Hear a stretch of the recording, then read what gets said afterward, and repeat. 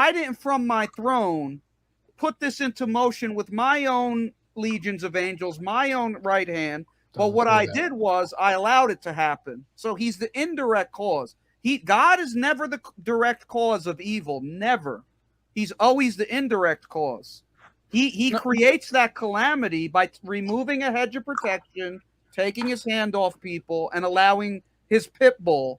It's like taking a dog off a leash. A dog that's trained to attack, that is going to attack by nature, and then you just unclick the leash. You didn't maul the person. You just took your dog off the leash. That's how it is. All right. Real quick, did you hear Gospel Truth? Did you hear what I said? I was showing you love, but not. Yeah. I hear you up there, man. I hear you talking. Okay, cool. Talking. Now let's run this right now. Me and you, 1-on-1. Chris, you could jump in. You're the guest after all. I had to come in here and back up Chris real quick, man. Chris, me and Chris agree on this, man. We obviously disagree. All right. So we definitely agree on this. Gospel Truth. The floor is yours. Prove to me biblically why I cannot lose my salvation. You know, I want. No. We're not talking about once saved, always saved. We're talking about what you just said about the decree. Nope, I want to talk about the decree. Oh, so okay, so it all goes hand in hand. I'm not afraid of anything. So we can talk about that. I did want to address. You claim that Jeremiah 19:5 solidifies your position as someone who rejects God's decree, right? So the idea is that in Jeremiah 19:5, the actual word decree in the Hebrew is referring to speaking. So you can't constrain the grammatical domain of a word because you see it and say, oh, it only means that God decreed it before the foundations of the world. That's what it means.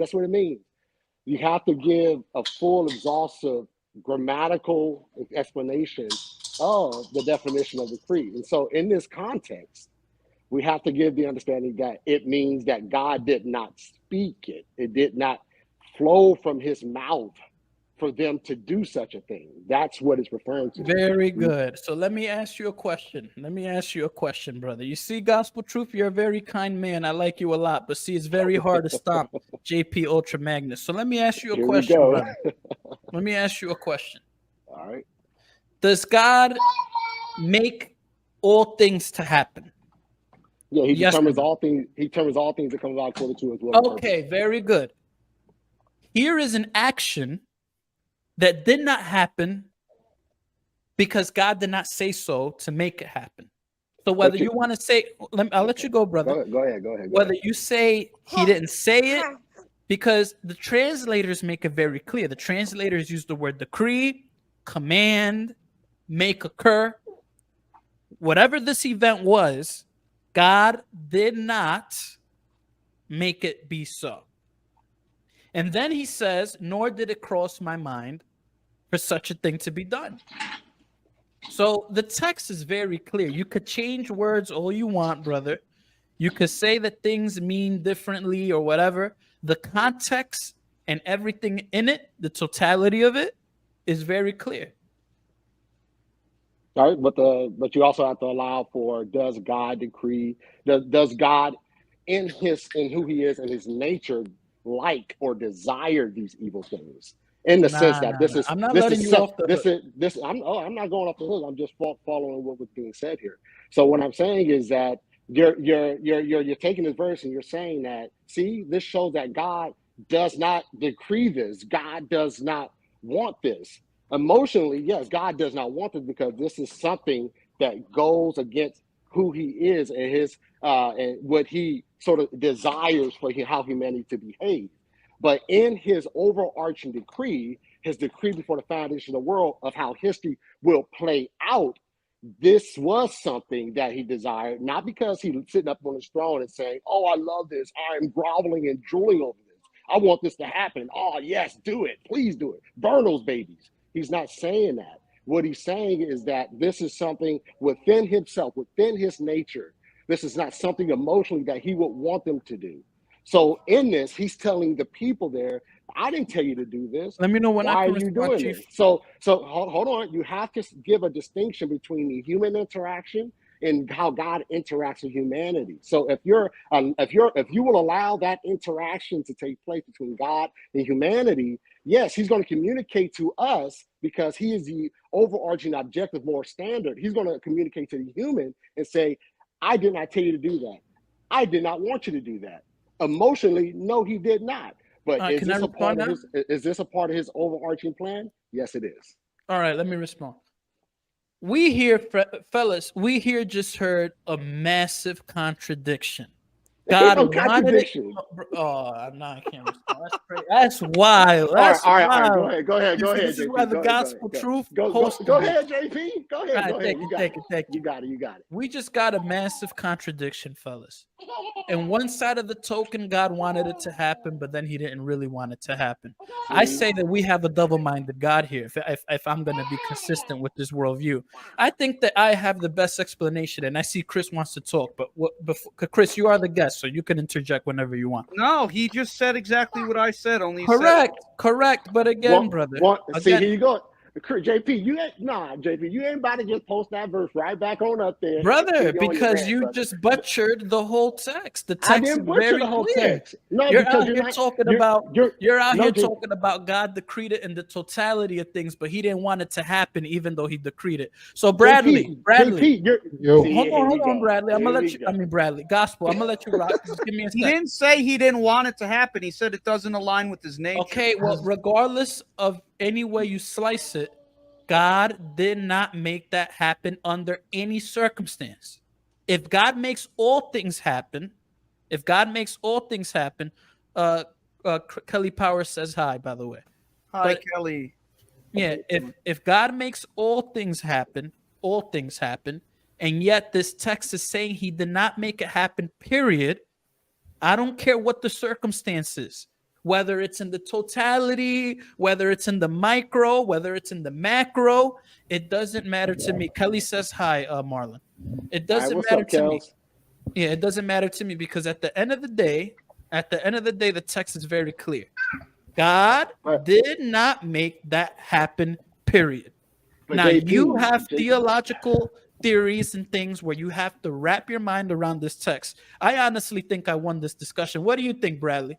See, now you go. No, JP, you ain't gonna do that, JP. Bro, you texted me at 3 in the morning. JP, you ain't about to do that. You texted me at 3 in the morning, bro. 3 in the morning, trying to debate me at 3 in the morning. JP, you ain't about to just go swing it over to Bradley like that, man. Not let me respond to you, man. You can't be doing that, bro. Look at this. Look at the Calvinists in the chat. God made it happen passively. No, passively. Come on, people. Passively, aggressively, non-aggressive. The text says he didn't make it happen. So JP, when I die, does God hold everything together in Christ? All the molecules, all the atoms of the earth? Irrelevant, Chris. Well, no, I'm just trying to figure out if the altar they threw those babies on was being held together by Christ and God the Father in time and space. Bro. We know God is the one, bro. We know God is the one that decrees all things to like in regards to the molecules. And why is he upholding the molecules of the altar they burnt their children on? Bro, it will no longer exist if he doesn't hold it. Bro, if God doesn't hold a particular thing, the universe, he holds the sun and the earth together. But if this event never came into his mind, Chris, let me make a better argument for you. How did he show up to hold the altar together? Chris, I got a better argument for you. Let me tell you how ridiculous his argument is. And Chris, I love you to death. You know that. We talk personally every day. But let me tell you why that argument is ridiculous. People die every day. Why does God hold the earth? Why does the earth spin? People die every day. Why is there a sun? No, because he decreed all that too. That's the point. Chris, does God ordain the steps of everyone? No. The Bible says no, he doesn't. No, he doesn't. I know. He doesn't. The Bible says he ordains the steps of the righteous. Brother, come on, brother. I know, JP. I was about to ask. I got a question. No, that's a great point because he ordains the steps of the unrighteous too. You guys, quick inference. The text doesn't say that, Chris. Doesn't need to.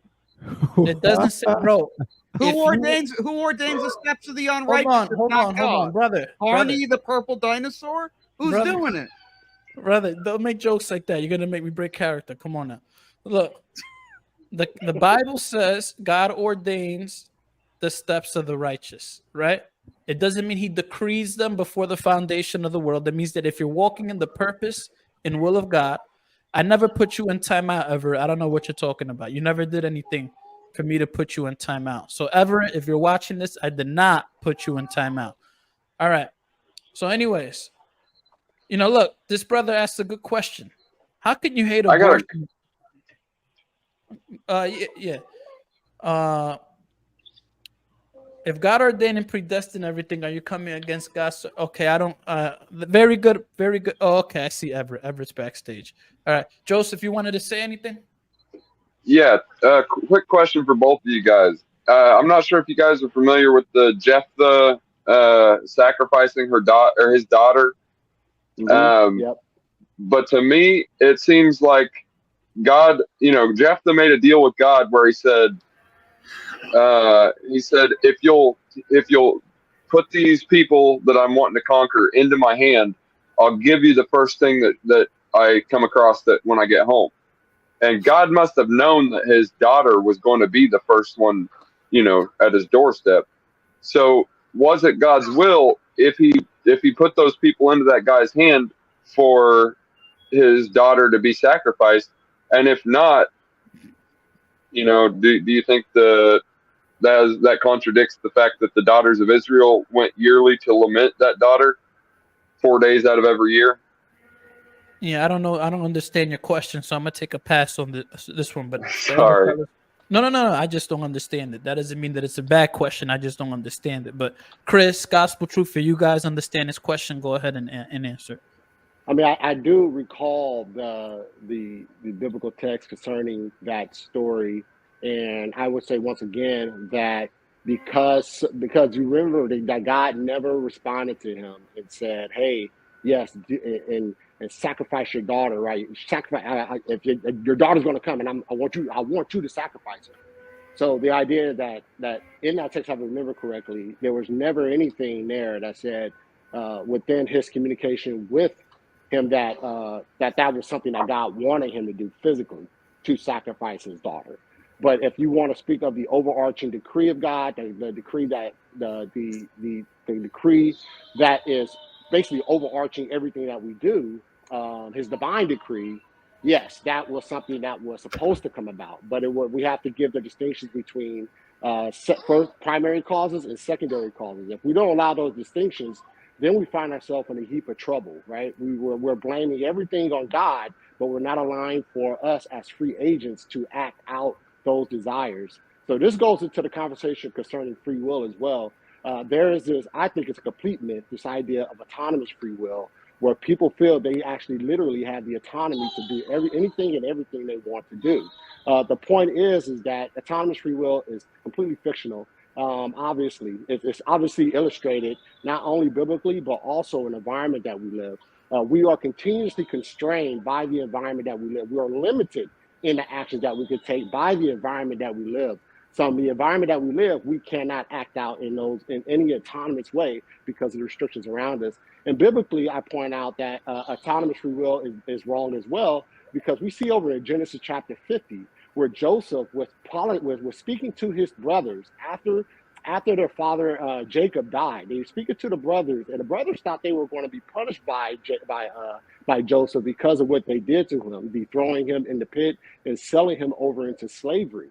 But obviously, Joseph didn't do that. And in fact, he went on to say that what you did, the throwing them in the pit and selling him into slavery, they meant it for bad. But God meant it, speaking of the selling slavery and throwing in the pit, the attempted murder of Joseph, God meant it for good. So we see clearly in biblical text in this portion of scripture that God is not only giving the responsibility of the action to the brothers and saying that they are responsible for what they did, but here it is, God saying that same evil, that very evil thing. Gospel, when can I respond, brother? Hold on, let me finish let me finish. JP, bro, you're a pastor, bro. You're a pastor, bro. You're gonna mess up my flow, JP. Don't do that. Go ahead.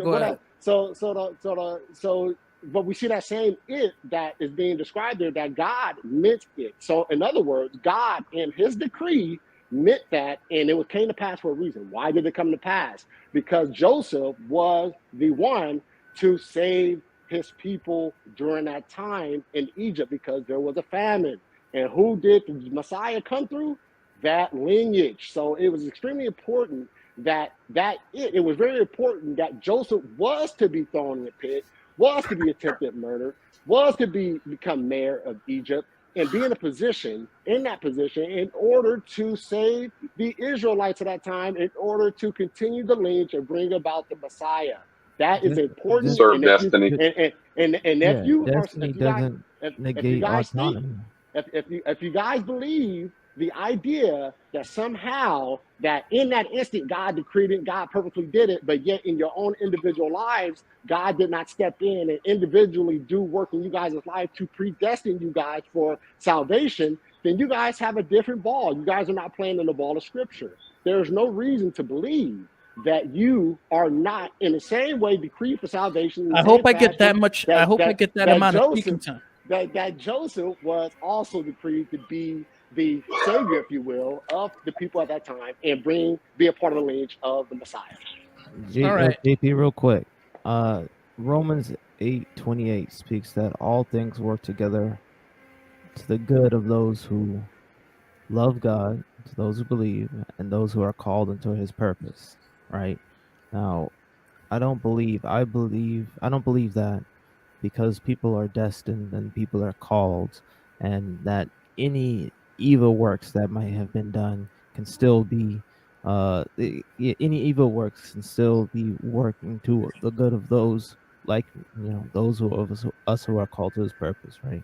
I don't believe that negates our autonomous decisions, right? Us choosing to submit to the Father, to the Holy Spirit, us choosing to believe in Christ. Those are autonomous choices made by us, right? Those are us submitting to that. Okay, well, look, let me address this guy's argument. You're not done yet? No, I was just gonna say, the last thing I was gonna say, it negates all type of divine providence, so that even though evil things can happen within God's his hand on situations. If you're not speaking, please mute your mic. If you're not speaking, please mute your mic, because there's some feedback. Yeah, divine providence means that good things can still happen, even when bad, even in the midst of bad things, even in the midst of bad works. So if you don't, I think divine providence negates all of this Calvinistic predestination interpretations. All right, thank you.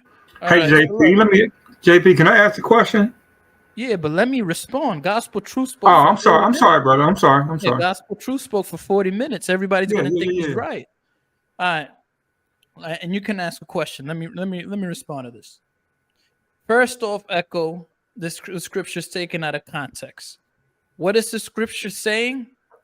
The Lord has made everything for its own purpose, even the wicked for the day of evil. Other translations say for the day of destruction. What does this mean? God made two locations.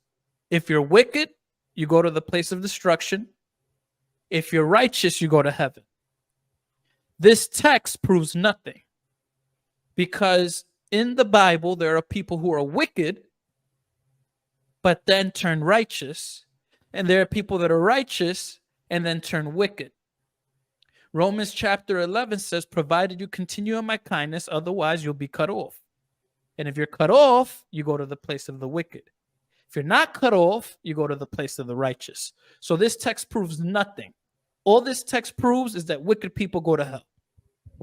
So, boom, destroy. And Echo, you know me in person, brother. You already know we had these debates in person. It didn't go your way. You know what I'm saying? And I say that humbly. I love you to death. You know what I'm saying? We also talk personally.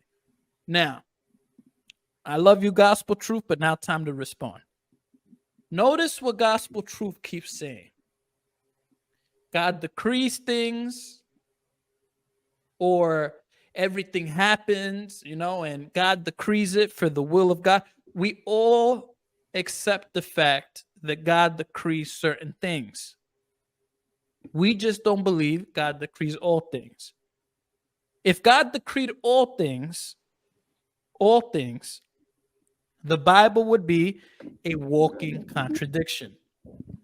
Let me give you an example. Gospel Truth. I saw you unmuted your mic, so please let me finish, if you may. You spoke for 40 minutes. Let me give you guys an example. Here's a warning to brothers.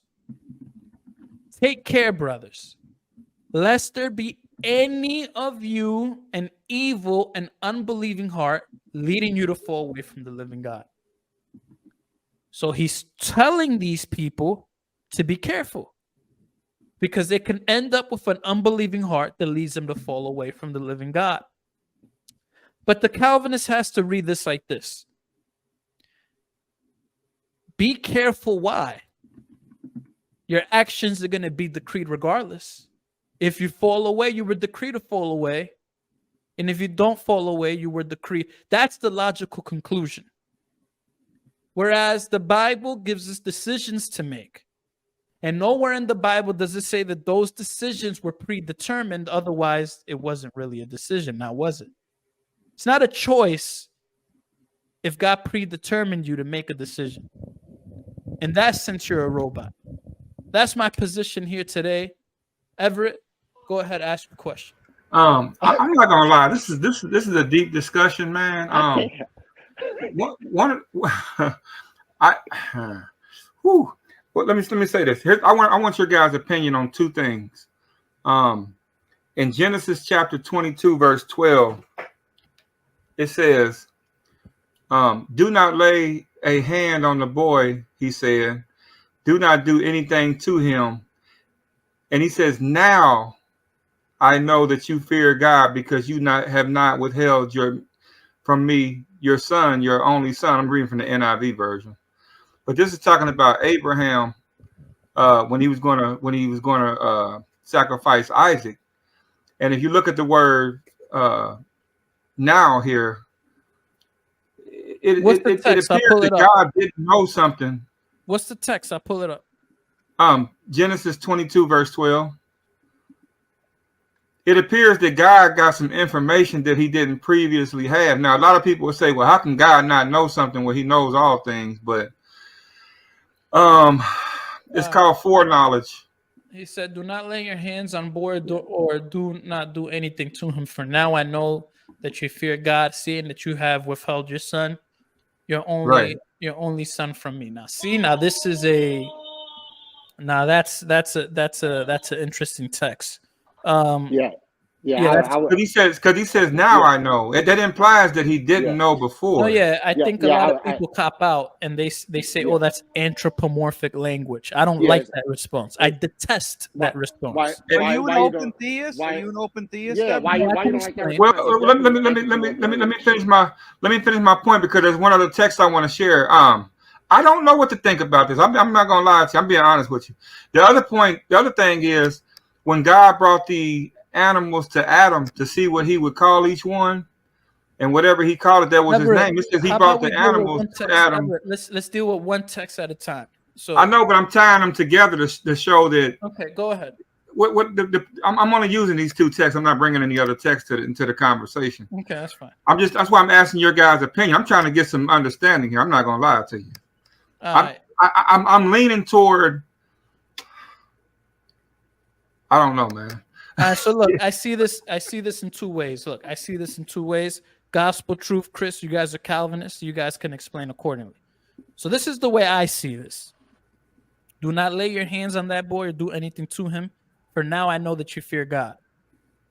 Now, if anybody here calls me an open theist or anything like that, or says I'm a heretic, please come in the chat, challenge me one-on-one like a man or a woman.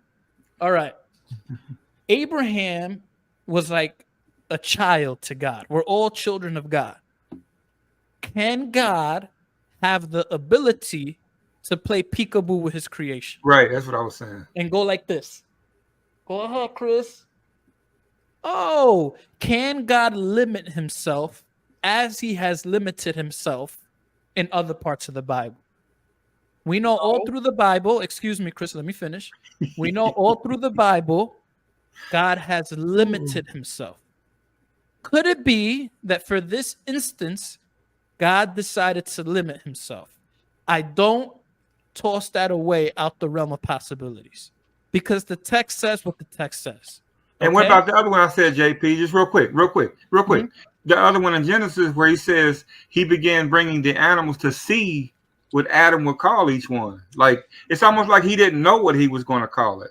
No. But I think that could be to be fair. That's more in the declarative like to see because it didn't happen yet. Okay. He's talking in time. You know what I'm saying? So that one wouldn't, because it didn't happen yet. So God can't see something that didn't happen in real time. He could look into the future, but that's future. But I'm guessing he's talking in real time in that text. So if God says, "Hey, I'm gonna bring you to your granny's house to see if you're gonna see you eat the cookie," right, or something like that, to see me in real time. So that's not as convincing as the previous one. The previous one, I say there's two theories. The first theory, God could have limited himself. The second theory, I don't like it. Anthropomorphic language. I think it's a cop-out. It doesn't deal with the text. Let's say everything's anthropomorphic language when it doesn't fit our doctrines, right? And so that's that. That's not no. That's not the reason. That's not the reason why we would call it. Hold on. Hey, Chris, I'm gonna get off here soon. Let me respond real quick, Chris. Gospel truth. Let me ask you a question. Can God limit himself? God limit himself? What do you mean? Can God limit himself? What do you mean? Can God limit his properties, right, to work with his creation? We see that in Jesus Christ where he limited himself. Okay, then. So that's my argument. If Jesus could have done it, the Father could have done it for a particular purposes. I'm not saying that's what happened, but I'm saying it is possible. Go ahead. The floor is yours. Well, I mean, you're saying that you think anthropomorphic language is a cop-out, but actually it's a part of the hermeneutical approach. If you say that anthropomorphic language is a cop-out and you say that should not be allowed, basically, I didn't rule it out. Well, but that's what you're saying. Essentially, you're saying it's a cop-out. I'm saying So if you're saying that it's a cop-out, then that's something you'll probably have to eliminate from your interpretive grid. No. I'm saying I don't deny a text for what it says, right? There are listen, I don't hold myself to any particular systematic theology. I don't box myself. If I read a text that says that God now knows something and God has limited himself in other parts of the Bible. For example, God limited himself in the burning bush because God is such a consuming fire that he could have burned the whole bush. But he limited himself. So all through the Bible, God has limited himself. All I'm saying, brother Gospel Truth, is that God has the ability to limit himself. And if anybody has a problem with that, come see me. All right? That's not towards you, Gospel Truth, but I respect your systematic theology. All I'm saying is I'm not boxing myself in. That's all.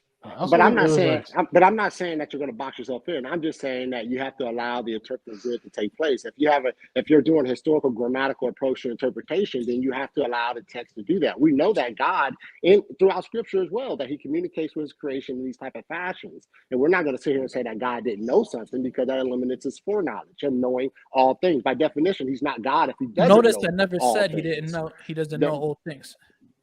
But when you're saying that he's playing peekaboo, you're saying that he's limiting himself. He's covering his eyes. Did he know? Did he know before he covered his eyes that damn,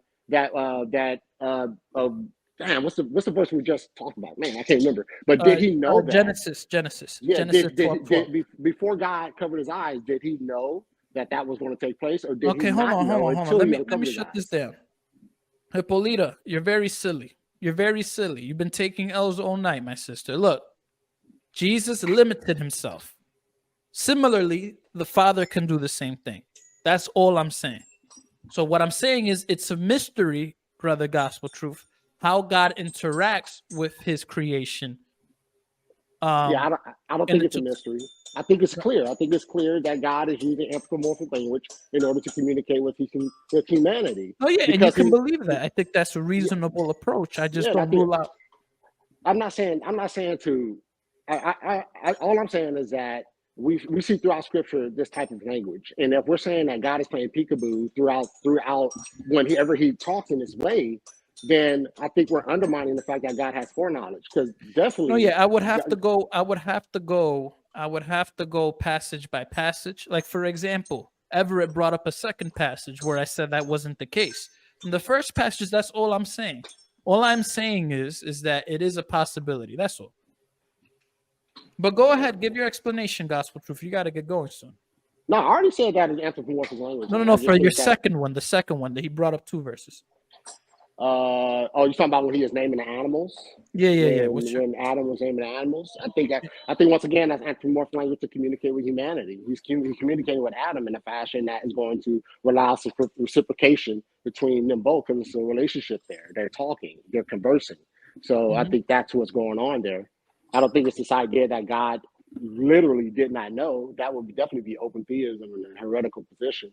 But I would say that that God is communicating to humanity in a fashion that encourages relationships. So yes, you will see this type of conversation and in that, in order to grow the relationship between Adam and God. Hey, Gospel Truth, is it possible that God can limit his foreknowledge? Like, foreknowledge is ability, just like him being almighty. He doesn't use all his might all the time. Why would he have to use all of his foreknowledge? And I know it's hard to wrap my brain around this, man, because in one sense I'm thinking like you. How can God know all things and then not know something? But then I'm looking at the text and it says, now I know. And so I'm like, well, either that's, like you say, anthropomorphic language where he's trying to communicate with humans, or he literally didn't know for some reason that he chose not to know. And see, when we say God can't not know, then we limit to him on that sense too, because now we're saying it's impossible for him to choose not to know something because he knows all things. That's why I said to me, this is a brain teaser. I don't know what to think about it. I'm not gonna lie to you. Dude, the only person that would limit themselves from knowing things is just a willfully ignorant idiot. And God's not ever going to be that guy. God is not going to willfully be ignorant. God cannot lie. God cannot limit himself, because if he does, he just made himself not what he is. That's why he can't. Jesus didn't limit himself? Jesus is Yahweh's son. Jesus did not limit himself in his nature or his character. He limited himself in his body type. He had a divine heavenly body, and then he took on Wait a minute. Hold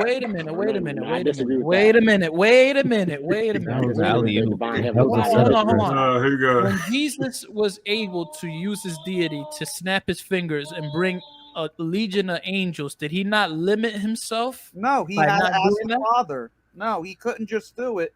He said the Father would have to send All right, it. so look, we disagree on the Trinity, so I don't even want to go there right now. I agree with Chris on the Trinity thing. Of course you do. So there we go. So now we can't even have the only way Jesus limited himself is his form. He took on, he became lower than the angels. He was higher than the angels. He became lower than the angels. You do know that Jesus submitted to the Father, right? So he had an option. He still submits to, he's going to eternally submit. Yeah, but to submit requires an action. He doesn't have to, theoretically.